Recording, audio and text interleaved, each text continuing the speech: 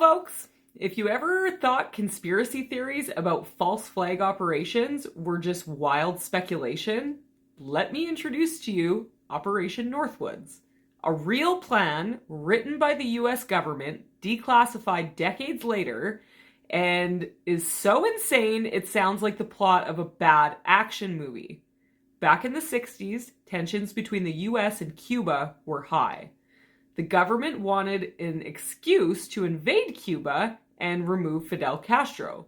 But instead of waiting for the actual reason, the Joint Chiefs of Staff came up with a different idea.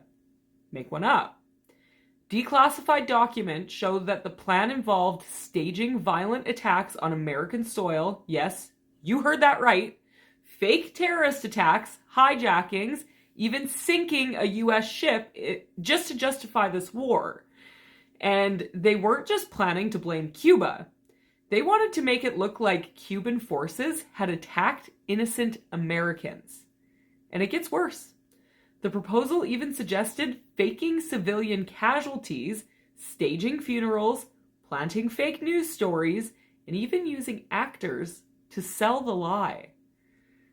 Also, the US could say, look at what Cuba did! Time for war! So why didn't it happen?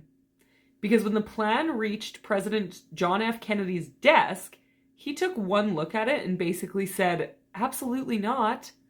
And shortly after rejecting it, well, we all know what happened to JFK.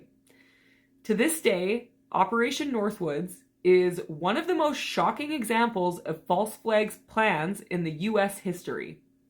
It proves that sometimes the scariest conspiracy theories of all aren't theories. They're history that we weren't supposed to know. So stay curious, everyone, and next time someone says, the government would never do that, just remember, they almost did.